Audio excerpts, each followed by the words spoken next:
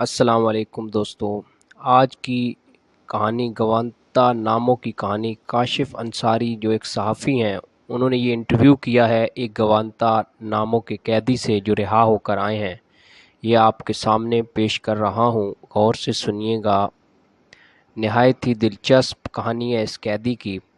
صحافی سوال کرتا ہے، آپ کو کس جرم میں پکڑا گیا تھا؟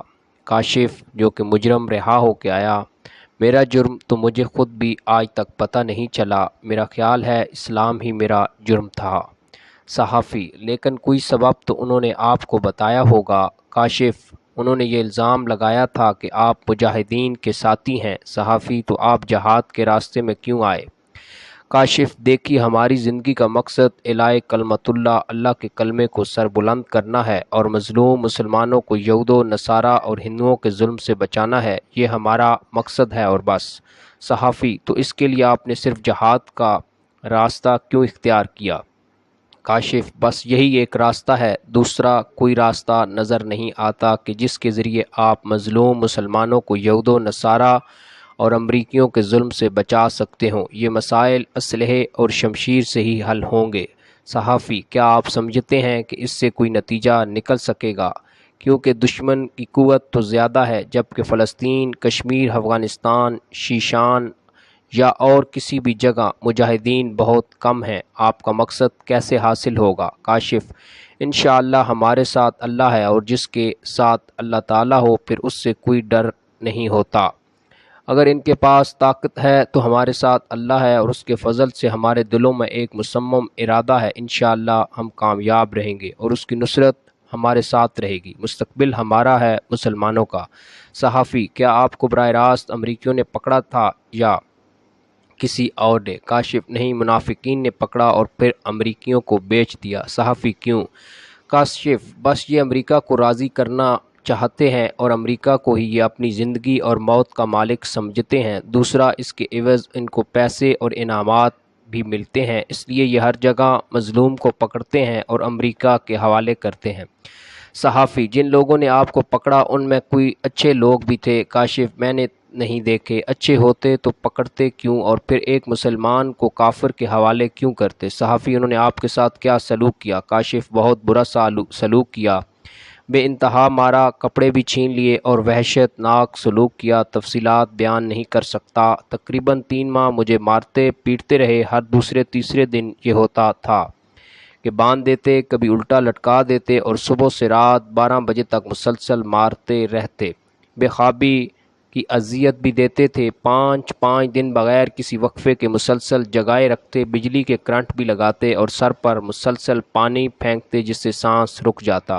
صحافی، تو کیا اتنی اذیت کے بعد بھی آپ کے ہوش و حواس برقرار رہتے؟ کاشف، بس یہ مختلف اوقات پر منحصر تھا، کبھی بے ہوش ہو جاتا تھا، کبھی حواس میں رہ کر یہ سب کچھ برداشت کرتا تھا، لیکن مار پیٹ بے انتہا تھی۔ صحافی، اس مار پیٹ کا آپ کی صحت پر کوئی اثر نہیں پڑا؟ کاشف، صحت تو میری 3 سال پہلے کے اس تشدد سے آج تک خراب ہے، پورے جسم میں درد ہوتا ہے، ابھی تک میرا علاج جاری ہے۔ وجہ یہ ہے کہ انہوں نے بہت مارا تھا، حالانکہ مجھ پر تشدد کرنے والے اپنے آپ کو مسلمان کہتے تھے، کلمہ بھی پڑھتے تھے، نماز بھی پڑھتے تھے، لیکن ان کی نماز انہیں مجاہدین پر ظلم توڑنے سے نہیں روکتی تھی۔ میرے ساتھ یہ سب کچھ انہوں نے صرف امریکہ کو خوش کرنے کے لیے کیا، حالانکہ میں امریکہ کا کوئی مطلوب آدمی نہیں تھا اور نہ ہی امریکی میرے سر پر موجود ہوتے تھے، مقصد صرف یہ تھا کہ وہ میرے منہ سے کوئی ایسی بات نکلوائیں جس سے وہ امریکہ کو راضی کر سکیں۔ صحافی، تو پھر آپ نے کیا بتایا؟ کاشف، اول تو میرے پاس کوئی راز تھا ہی نہیں، اور اگر ہوتا بھی تو میں ان کو نہ بتاتا، بلکہ جس طرح وہ مارتے ہیں اس سے تو انسان اور بھی مضبوط ہو جاتا ہے اور دلوں میں اللہ کے دشمنوں کا کینہ اور بھی بڑھ جاتا ہے، اس سے کبھی کسی کے حوصلے کم نہیں ہوتے۔ میرے دیگر دوستوں نے بھی الحمدللہ انہیں کچھ نہیں بتایا۔ صحافی، گرفتاری کے بعد پھر آپ کو آپ کے کس شہر سے کہاں لے گئے؟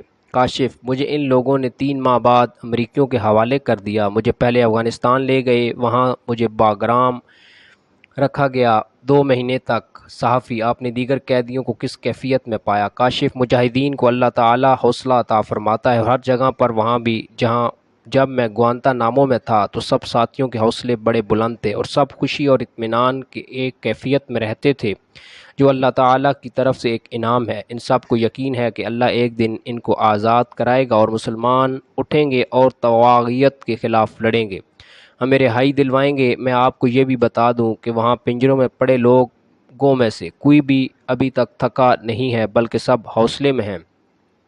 بعض ایسے بھی ہیں جنہوں نے پچھلے 3 سالوں میں تفتیش کرنے والوں کو بالکل ایک لفظ بھی نہیں بتایا۔ بعض ایسے ہیں کہ ادھر سے وہ سوال کرتے ہیں اور ادھر سے یہ قرآن کی تلاوت شروع کر دیتے ہیں، امریکی بے بسی میں سر پیٹتے ہیں۔ صحافی: آپ نے بتایا کہ آپ کو باگرام لے جایا گیا، وہاں کیا ہوا؟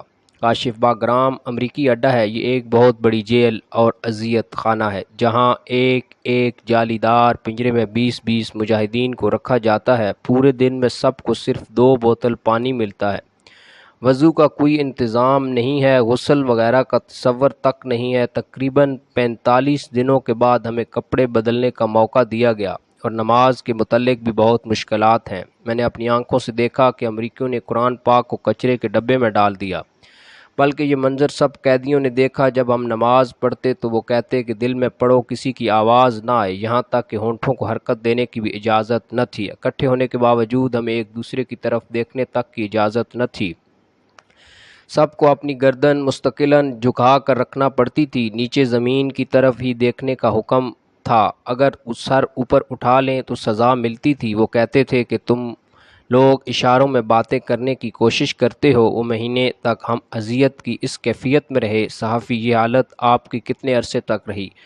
کاشف: 2 مہینے تک، جب تک ہم باگرام میں رہے ایسی ہی حالت تھی۔ صحافی: کھانا کیسا ملتا تھا؟ کاشف: فوجی کھانا ہوتا تھا، لفافوں میں ملتا تھا، ٹھنڈا، سخت بدبودار، جس میں حلال و حرام کا کچھ پتہ نہ چلتا تھا۔ صحافی: باگرام میں رکھنے کا مقصد کیا تھا؟ کاشف: تفتیش اور تحقیق۔ اس مقصد کے لیے وہ اذیتیں بھی دیتے تھے۔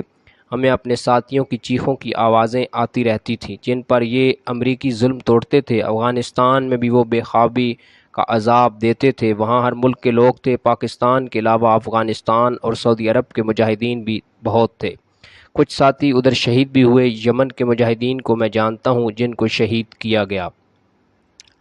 آج کے لیے اتنا ہی، باقی آپ کو اگلی قسط میں یہ کہانی پوری سناؤں گا۔